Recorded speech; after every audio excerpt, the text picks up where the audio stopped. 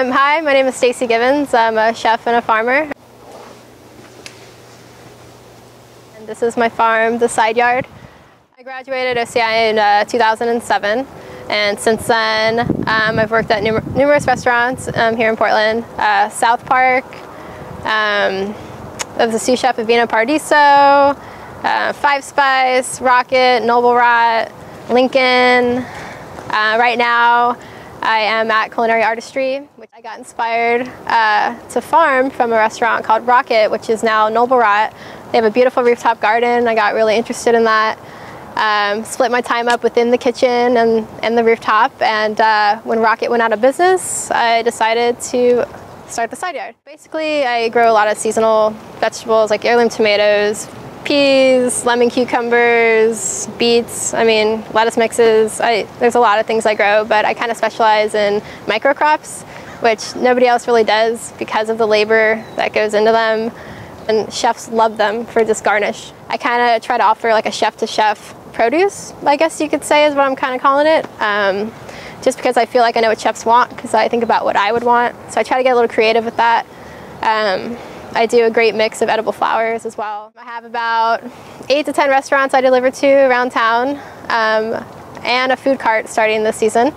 To name a few, Beast, Coquette, South Park, Vino Paradiso, Beautiful Quandary, The Original, Ned Ludd, Lincoln, and OCI. So the space I have here is, roughly a quarter acre. Right now it's still early spring, so I've kind of just cut down all the cover crop. Recently I need to turn that in the soil. Rhubarb's kind of coming up.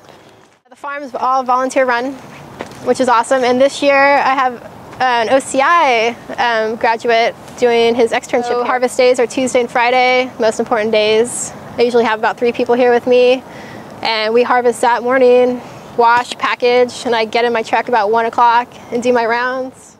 And this is also a place where I do Sunday brunches in the summer. I use all the produce that I have going on and all the eggs from my chickens, and I do 2 seedings, one at 9, one at 11. It happens right here.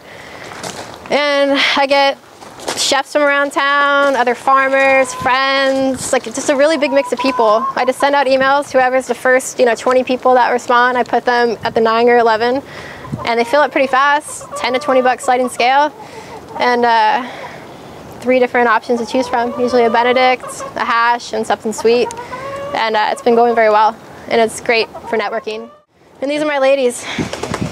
That's Freckles. As far as people volunteering, do they get anything in trade? Or totally. Yeah, I give them eggs, or I just feed them that day, or I send them home with produce, and plus they just have fun.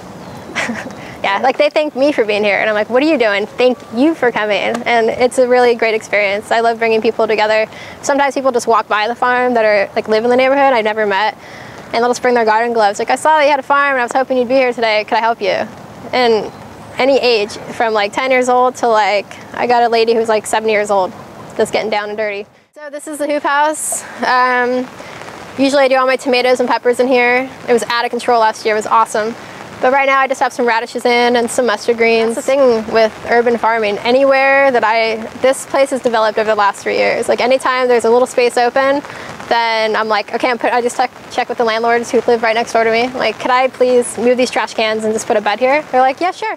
I'm a cook before I'm a farmer, so for me this is still kind of new. I've only been farming maybe a little bit over 4 years, and it's urban farming. Never drove a tractor, I don't know. But I'm always cracking open a book, going on the internet. Oh no, I got a flea beetle or slugs, something. There's always something I need to worry about. Yeah. This is calendula we have going. That's the only thing that's really coming up right now. This year we renovated this kitchen. It didn't look like this last year, but I was still doing brunches even though it just looked horrible.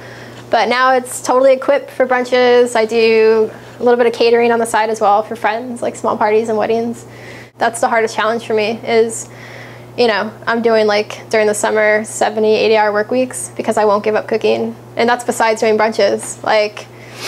Trying to handle being a sous chef somewhere and having the farm is absolutely crazy, but I love it. I love the rush of it, the adrenaline, everything. But I'm getting to the point now I'm almost 30 and I feel like I'm almost 50. Like my body is 30. And I think that's probably why people either do one or the other.